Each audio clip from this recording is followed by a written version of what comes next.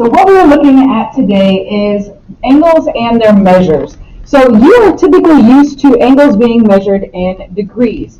But if you consider things like length, if you measure something in feet, it could also be measured in meters. The same goes true with angles. There's more than just degrees that angles are measured in. So the very first thing that we want to look at is just a quick review of degrees.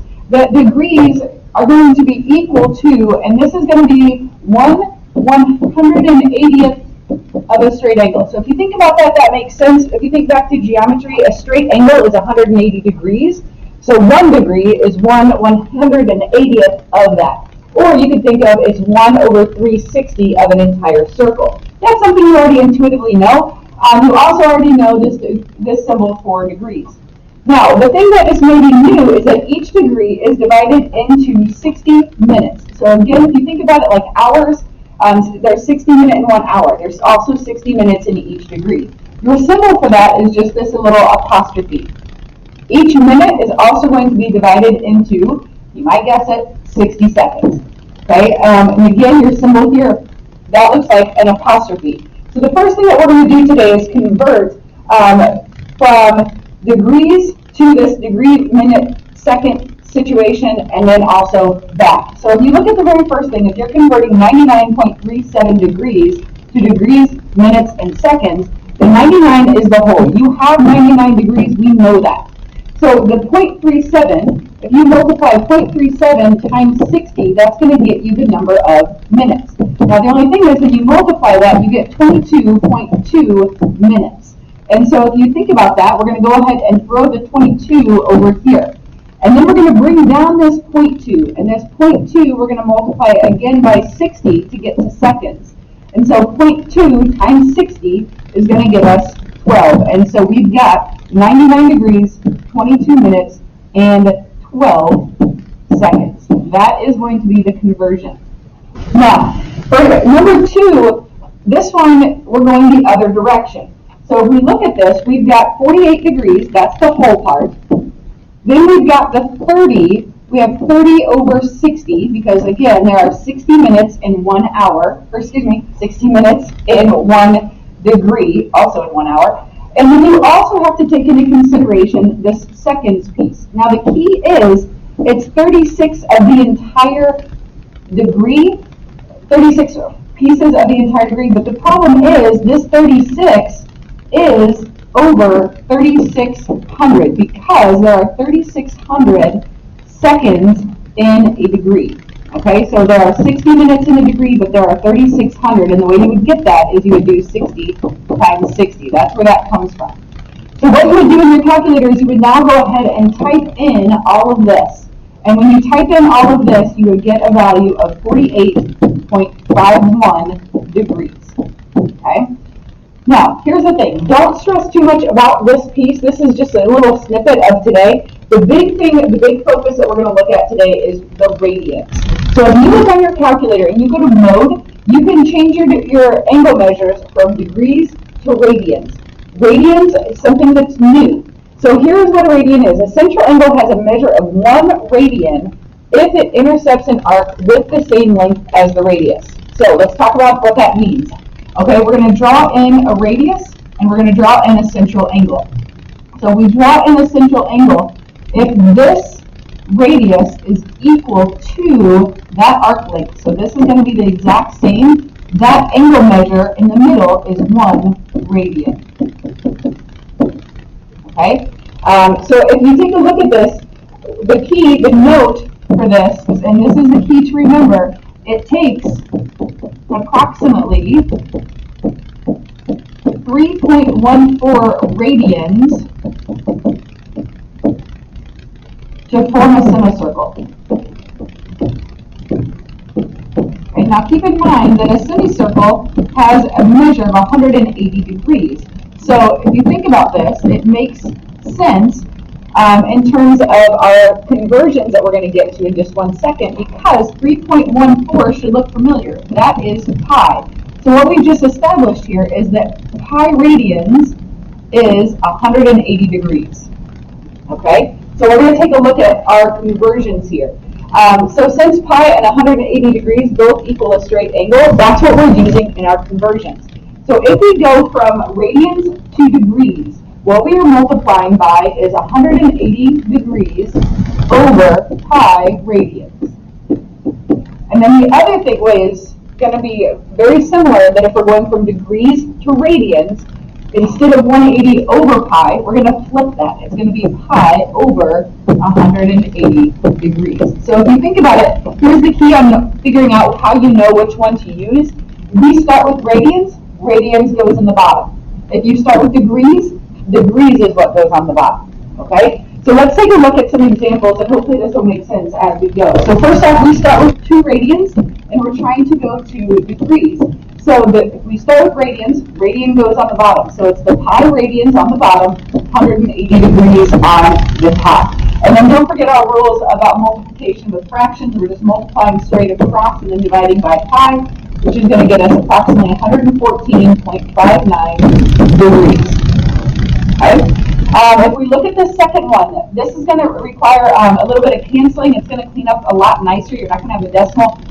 That you have 3 pi over 5 radians. And again, if we start with radians, we're going to put radians in the bottom. So we have pi on the bottom and 180 degrees on the top. Now, one of the ways that you know for sure you're on the right track in this case is the pi's are going to cancel. And then you're left with either simplifying the 180 over 5, or you can just multiply straight across and then divide by 5. But you're going to have 108 degrees when you simplify that. Okay? The flip is also true. So if you're looking at how many radians are in 90 degrees, we start with 90 degrees, and if we start with 90 degrees, the degrees goes on the bottom, the pi goes on the top, and then we can go ahead and simplify. So 90 and 180 will simplify to be 1 and 2, so that becomes pi over 2. Now, if we can leave pi in the answer, we want to try to do that as much as possible. It will make things a lot easier moving forward. So if you think about this, it makes perfect sense. If we go back to our picture here with this circle, if this whole thing from here to here is pi, if we look at 90 degrees, it's going to be right about here. So therefore, that is half of pi, which is pi over 2, which is exactly what we just came up with for this question. If we move on to the next one, how many radians are in 11.83 degrees? So 11.83 degrees, again, if we start with degrees, degrees goes on the bottom, and then we go ahead and we multiply. Now, pi doesn't cancel out pretty on this. We end up having a gross decimal when we multiply it in, so we're just going to go ahead and leave it as a decimal. So we're going to have 0.206 radians for an answer for this one. But again, if it cleans up nicely and you can leave pi in the answer, please do so. Now, taking it one step further and looking at arc length. Okay, when you look at this very first question, how would you find the length of arc AB? Length is dealing with if you were walking along the outside. Well, the whole entire outside of the circle is your circumference.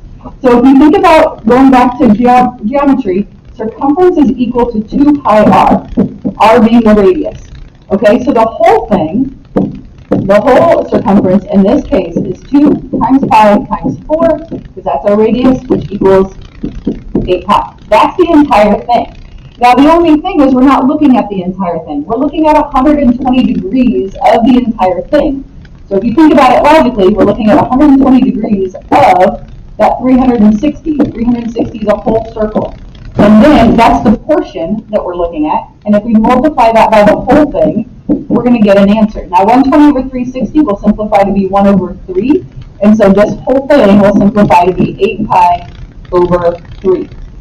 Now let's generalize this so we can actually use it moving forward. So what we just did, generally speaking, is we took the whole entire circumference, so we took 2 pi r, the whole thing, and we multiplied it by whatever that central angle is over 360. Now that theta you're going to see in the future, that theta just represents the central angle.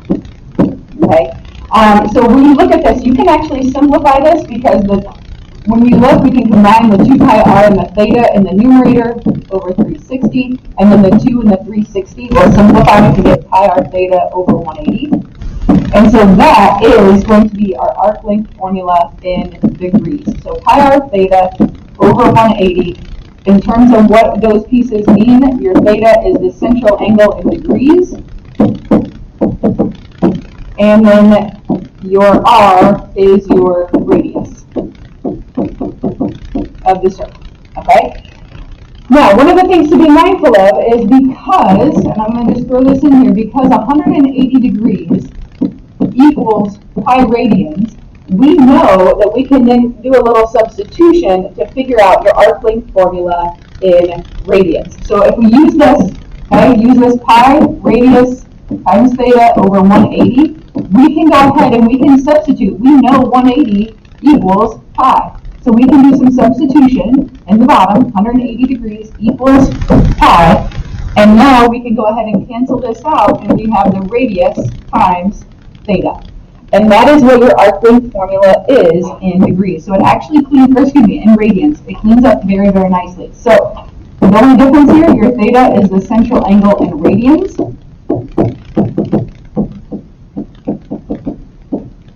And then your R is still your radius. So the only difference is the second one, your central angle is in radians. The first one, your central angle is in degrees. Okay, so let's do a little application of this. When we look at this, we have a track shown has 6 lanes. Each lane is 1.25 meters wide. There's an arc that measures pi radians at each end of the track. The radii for the arcs in the first 2 lanes are given. Find the distance around lane 1 and lane 2, 1, 2, and 8. Excuse me. So when we look at this, lane 1. Okay, so if we look, lane 1 includes both of those straightaways. And so what we're going to do is we can go ahead and include this straightaway length that we have here twice. So we're going to do 2 of those. So 2 times 108.9 plus, and then we have 2 of these arcs on each end.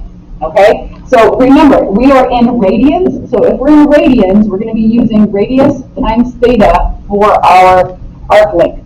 So when we look at this, we have two arcs, and then we have the radius. The radius in lane 1 is 29. So that's our 29. Our radians is pi. Okay, and so we would go ahead and just do 29 pi. And once we multiply that all together, we get a value of approximately 400.01 meters, where if you run track, that makes perfect sense because 1 lap around a track is 400 meters. So far, this logically makes a lot of sense. If we move on to lane 2, so now we're going to go on to lane 2. Lane 2 still has the exact same straightaways, so we're still going to do 2 times 109 or 108.9 plus, and we still have 2 arcs, so we're going to have 2. The only difference is your radius for lane 2 is 30.25.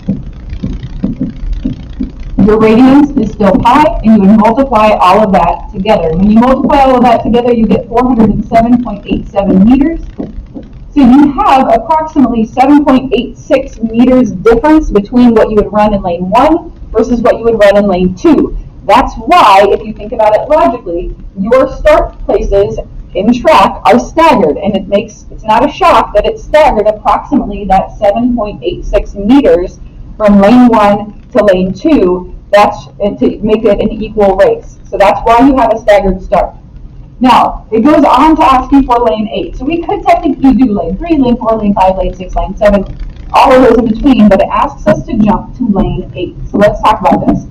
So we still have the 2 straightaways. They are still 108.9 meters long. We still have 2 arcs. The only difference with this is your radius isn't given to you straight forward. So your radius for lane 8 is going to be 29, our original radius, and then if you notice, each lane is 1.25 meters wide. So we're adding 1.25 meters each time we extend the lane. To go from lane 1 to lane 8, we're adding that 1.25 in 7 times because lane 1 is already established. To get to lane 8, we have to bump it up 7 times. So our radius for lane 8 is going to be 37.75. So now we have the radius. We still know the radians is pi, and when we multiply all that together, we get 454.99 meters. So you run almost 55 more meters when you're running around the outside lane as opposed to when you are running a full lap around the inside lane. All right. So moving on to this example. This example is going to look ugly, but it's going to clean up nicely.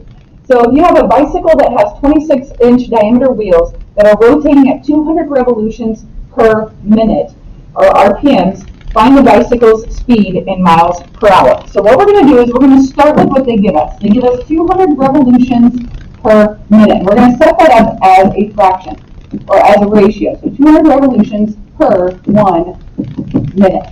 Now the first thing that we're going to do is we're going to go ahead and get to hours.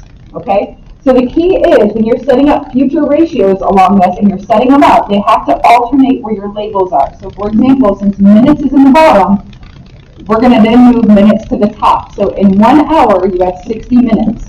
So 60 minutes is going to go on top because the minutes originally started on the bottom. Okay? So that is going to be the first thing. The second thing is we have to do some manipulation with revolutions. So if you think about a wheel, if you were to put a wheel on the ground and you were to mark a spot and you were to roll it out, that full length here to here in 1 revolution is equal to just the circumference around it once. Okay, so let me just say that. 1 revolution is equal to the circumference. Okay, so that's something to keep in mind. Now, in terms of our ratio over here, since we have revolution on top, we're going to have revolution on bottom. So 1 revolution on bottom is equal to our circumference. If we think back to circumference, we know circumference is 2 pi r. And so I'm going to go ahead and set up 2 pi times the radius, but they give us the diameter. So if the diameter is 26, we know the radius is 13. And that's going to give us a label of inches. And then keep in mind, we're trying to get to miles per hour. So the natural in between inches and miles is feet. So we have 12 inches in 1 foot. Since inches is on top in our last ratio, it's going to go in bottom here. So 12 inches, 1 foot. Since feet are on top, feet are going to go on bottom here, 1 mile. And then the key that you might not know off the top of your head is you have 5,280 feet in 1 mile. Now the reason you want to stagger these is think about it in terms of fractions. You cancel top to bottom. So minutes cancel, we have inches cancel, revolutions cancel, feet cancel, and you are left with miles per hour. Okay? Now the key in terms of simplifying all these fractions, just remember you're multiplying straight across, okay, and then you're multiplying straight across the bottom, and then the last step is to divide. And when you do that, you get approximately 15.47 miles per hour. Now one of the things you want to make sure of, and this is a step that people often overlook, make sure your answer makes sense. If your answer is too small, that should be a red flag. If it's too large, that should be a red flag. But 15.47 miles per hour for a bicycle, that's pretty reasonable. Okay, so just kind of think about that, make sure it makes sense.